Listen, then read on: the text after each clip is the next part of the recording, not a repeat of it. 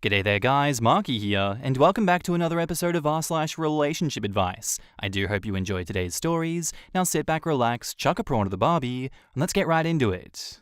Posted by user FSInLaw, titled, Am I the asshole for telling my brother's fiancée that we don't owe her a family? My, female 25, stepbrother Nico, 29, has recently gotten engaged to a woman called Jenny after dating for 2 years.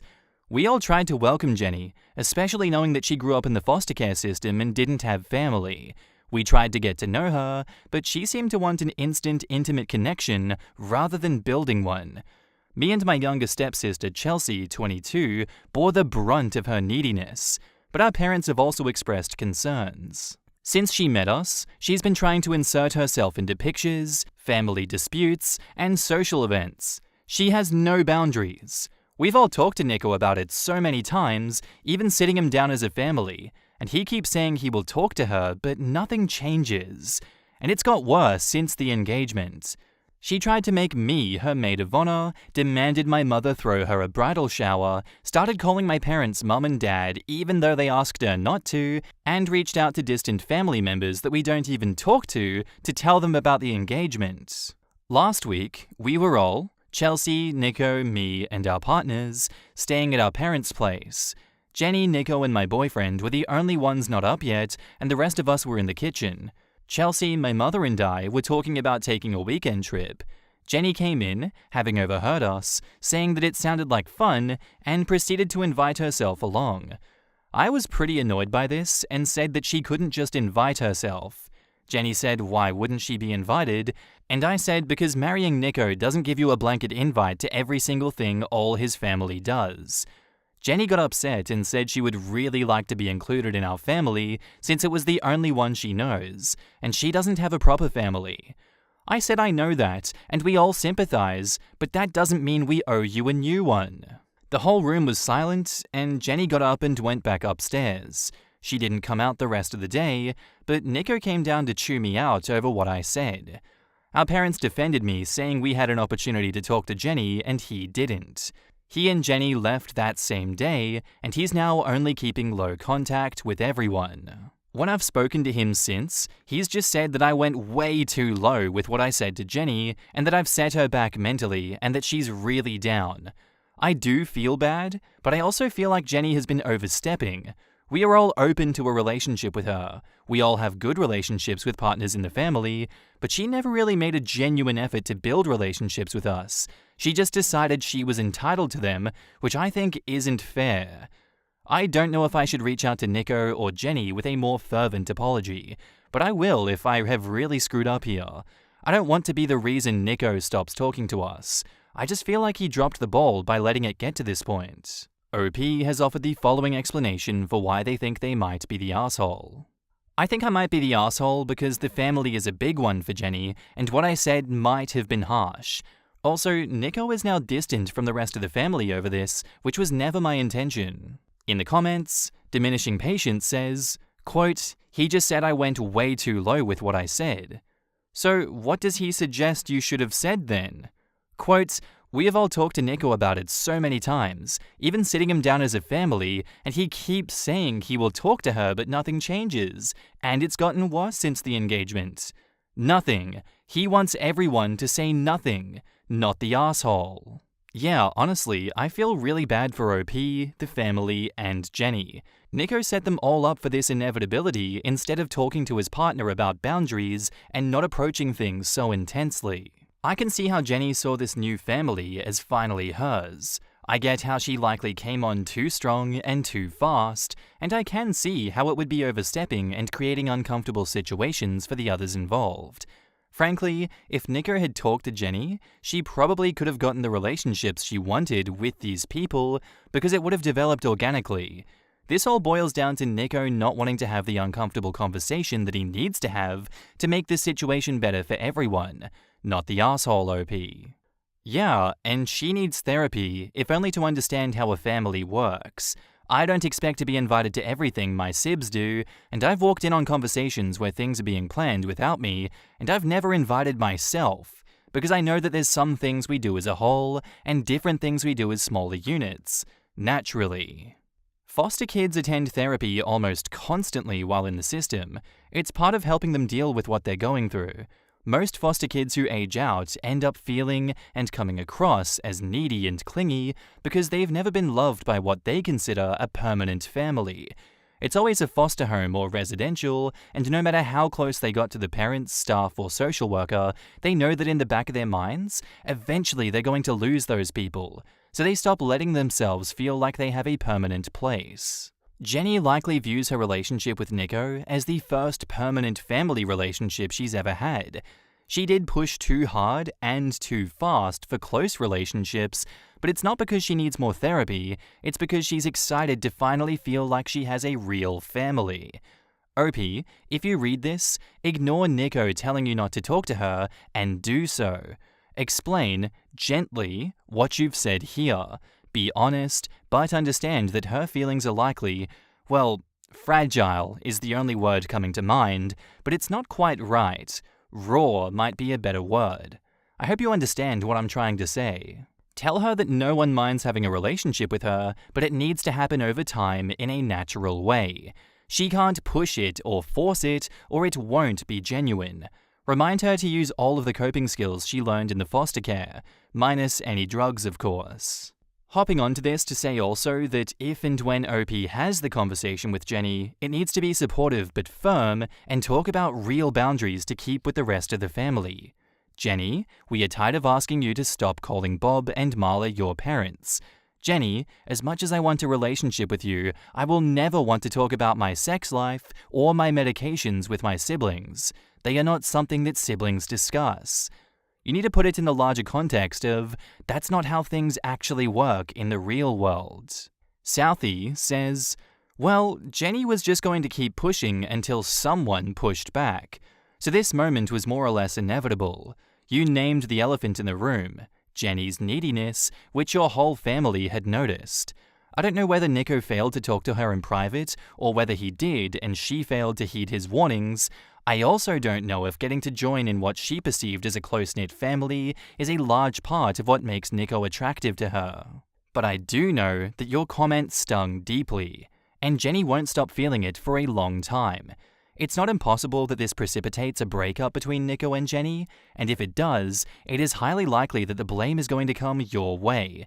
So, an apology is in your strategic interest, regardless of whether your comment was justified or not. I think my final vote is going to be everyone sucks here.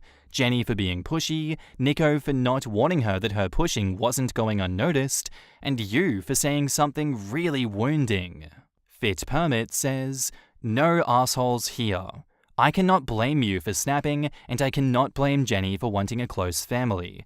Growing up in the way that she did can result in an intense longing for connection and safety, and a lack of proper communication skills. She shouldn't insert herself in everyone's business like that, but she also seems to not understand why, and I hope she and your brother can work through that together. On the other hand, I completely understand that it feels very invasive if someone does this to you, even if you understand where they're coming from. The way she said it was a bit harsh, but I assume tension has been building up over time. I do think it's good to talk it out to her once all the emotions have settled, and I hope your brother can facilitate the process. She needs to learn the nuance of becoming welcome, but not overstepping boundaries and it not being a sign of people not caring about you. I would have been frustrated in OP's position, but I do feel bad for Jenny. She's been annoying, not malicious, and I think that comment will stay with her for a long time. A long time being the rest of her life. I can see that comment being a foundational core memory of her fiancé's family. It sounds to me like Jenny was trying to make familial connections the only way that she knew how. She didn't have a family the same way that OP did. OP coming out and saying crap like, we don't owe you a new family, could easily be interpreted by Jenny as saying, just because you're marrying my brother doesn't mean that the rest of us accept you. We all know the horror stories of the foster care system. Most kids just end up becoming a payday without any real family connections while growing up. Jenny was just trying to form those connections the only way she knew how, and OP's comment was a massive slap in the face. Should the fiancé have talked to Jenny about her behaviors? Sure, but he's also no therapist. And I'm guessing that is really what Jenny needs to help to work through the trauma that she received while in foster care, as well as the new trauma that she received from that comment. Back up to the post, we have an edit. Okay, I'm adding this because I thought that it was implied, but maybe not. We do push back when Jenny is being intrusive. I can't count how many times I have said, Jenny, I'm not comfortable talking about my sex life, therapy, medication, etc. It's really personal. Can we just change the subject? We move on from the conversation, but the next time I talk to her, it's back to square one. Same with my parents. They politely ask her not to call them mum and dad, and she stops for the duration of that conversation and then starts again next time. We have never had a more in-depth conversation with her. We offered, and Nico said no. He said he would talk to her. Edit 2. For everyone saying that I should consider Jenny family because she's engaged to Nico, that isn't what I meant with that comment. I commented this elsewhere, but I'm copying it because it encapsulates what I'm trying to get across. I never said or meant that she isn't part of the family. I guess what I meant with what I said was, you can't parachute yourself in and expect us to be the family that you deserve. Because the family every person deserves is one with their mum and dad, and it's happy, and it's from birth, and you don't have to do anything to earn it. Sadly, not everyone gets that. I know I didn't, and I know how much it must suck for her to feel like she has to work for what other people got for free. I have a shitty bio, Dad, so I kind of know. You think, why do I have to be good and clever and kind and a million other things to have a good family, while all anyone else has to do is just be born? And it's the worst, but when you come into a family that already exists, that's the way it is. They learn to love you and it takes time. My stepdad didn't love me the second he met me, or love me just because he loved my mum. He got to know me and figured out who I was as a person, and he loved me for me. We wanted to have that opportunity with Jenny, and maybe that doesn't feel good enough for her, and I guess it's not really fair that she doesn't have any other kind of unconditional love, but I don't think that's up to us, or anyone, to fix. That's just my view. I guess my take on this situation after all is said and done here is that the road to hell is paved with good intentions. I can see by your explanation after the fact and after having the comments kind of run you through this one, that you didn't mean to hurt her, that you just wanted her to, put her foot on the pedal a little bit and just slow down. But your words didn't convey that, and your actions haven't conveyed that. I do think there's been a big disconnect between what you intend to say and what you intend to get across, and what your actions and words have conveyed to her. I really think this just boils down to one big mess of miscommunication, and I blame Nico for that one. This was his problem to fix, or at least lessen the blow of, but he didn't do that job from the way that this post is written. I guess what I'm going to say is, I think it's either no assholes here or everyone sucks here, but I'm not sure which one. Update. Wow, that post blew up. In no small part to my extensive replies while sitting in an airport lounge on a layover. I'm still getting DMs asking for an update, so here goes. First, thanks everyone for your advice. I received some really insightful messages and comments, which were really helpful and heartfelt. Long story short, we have decided to have a session with a family mediator. It was me, my boyfriend, Jenny, Nico, my parents, and Chelsea. I'm not sure I can fit in all the insights from the session, so I'll keep to key things. Firstly, for all those wondering if Nico ever actually told Jenny what we said, Nico talked to Jenny about our concerns precisely twice, a third of the times that we brought it up. She said that it was presented to her as an offhand comment from our parents, rather than the intervention that it was. Second, basically, one of the main things that came up was how Nico kind of sold our family to Jenny as a blended family so that she could slot into, and she got really invested into that. Nico said he kept hoping that it would all work itself out once Jenny felt more secure in their relationship. Oh, god damn it, Nico. Then came the real crux. Jenny said she wasn't just looking for a relationship with Nico, but with a whole family. Oh my god, that comment that called it? That's crazy. And we all had a long discussion about what that would look like for us in an ideal world, and it was vastly different. Then the mediator asked her the question, if you never get the relationships you want from this family, do you still think you'll be able to have a happy relationship? And she said she didn't know. This kind of triggered Nico, who said he felt like Jenny was making him feel like he wasn't enough on his own, that she wanted a family from him more than a relationship with him. Then Jenny got upset and said, why couldn't we all just try to be the family that she needed? At which point, my boyfriend had an uncharacteristic moment of insanity and went off on her. Then he and I left the room. I was right in the middle of lecturing him when everyone else came out except Nico and Jenny and said that they needed the rest of the session to discuss what had been said. Nico came back to our parents' place later and said he and Jenny are taking a beat because she's ruminating on what the mediator said, and he's pretty crushed that she might not want to be with him if he doesn't come with a ready-made family attached. He said he was prepared to pretty much give up a family for her, but she won't even give up the idea of one for him. He's now staying with my boyfriend and me until further notice. We haven't had any further conversations with him and Jenny. He is not in the headspace for it. If they stay together, I foresee a lot of mediation. At the end of the day, everyone on the thread was right in some way. I was an asshole for saying what I said in the way I said it, and this conversation between all of us should have happened earlier. In the comments, Nito Gravelord says, "This is so bizarre. What did your boyfriend tell her in his insanity moment?" Let's try this again 30 replies, "Had a kind of similar situation as the boyfriend once, but not as bad. My mother-in-law and wife were arguing with my father-in-law over elder care and possible elder abuse allegations from an aunt from her husband and stepkids. He was saying he probably couldn't legally do anything. He was dragging his feet on getting a lawyer to even find out. I got frustrated being on the sidelines and basically yelled at him about getting a lawyer because he doesn't know what he was talking about. Never seen a more deer-in-the-headlights look. Then he agreed to getting a lawyer. My wife said they almost yelled at me for yelling at their father, but then it clicked what I said. Said that the only reason it even worked is because I never raised my voice ever, and that alone was a shock. If anyone gets me to yell, they need to take a step back because maybe they're effing up."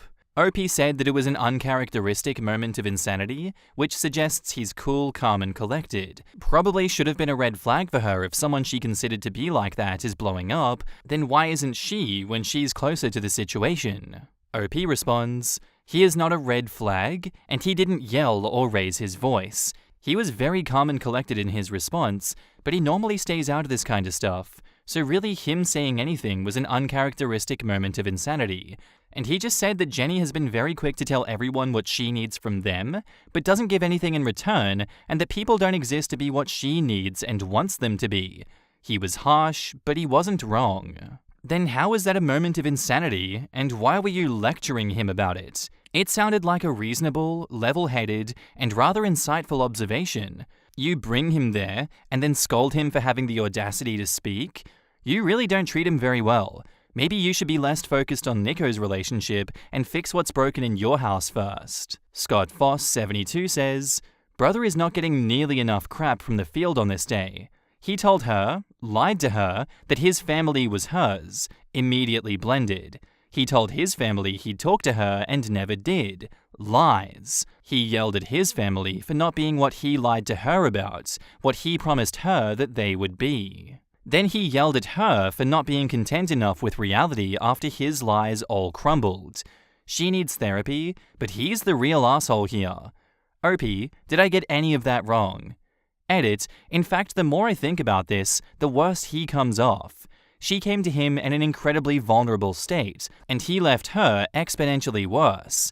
And if his family doesn't hold him accountable for this, he will remember this incident not as something he caused, but just some crazy ex-girlfriend story. This is sad all around. Jenny's looking for the family she never had, while breaking a lot of the boundaries, yes, and your brother is never going to be enough for her without it.